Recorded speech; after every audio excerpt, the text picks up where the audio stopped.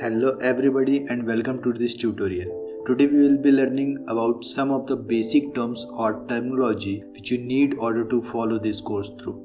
And as a hacker, you should know every terms that use in hacking. So let's get started. And the first one is BYOD. BYOD stands for Bring Your Device. This refers to a company security policy that allow for employees' devices to be used in the business. A BYOD policy sets limitations and restrictions on whether or not a personal phone or laptop can be connected over a corporate network. A tiger team is commonly defined as a group of professionals who either engage in attempt to physically penetrate a secured location or work on using hacking strategy to penetrate a virtual environment.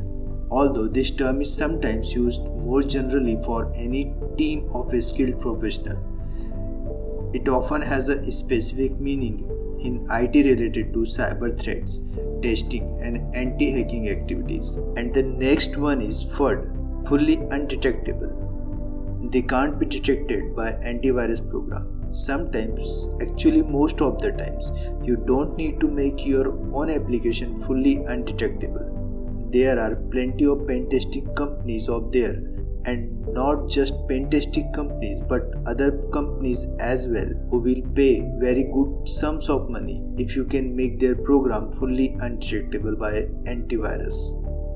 Reverse shell, actually a program which infects another device, and that program opens up a reverse connection from that device back to you, so you can keep on passing commands.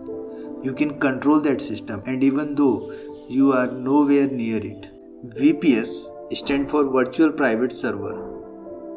It's a method of it can be viewed as a security layer.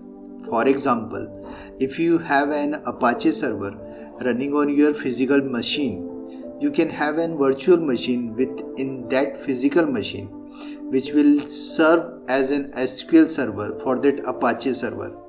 This is done so that SQL server cannot be accessed from outside, and that's don't have an SQL server port open on your physical machine. So only program and users will be able to access the virtual machine where the SQL server is.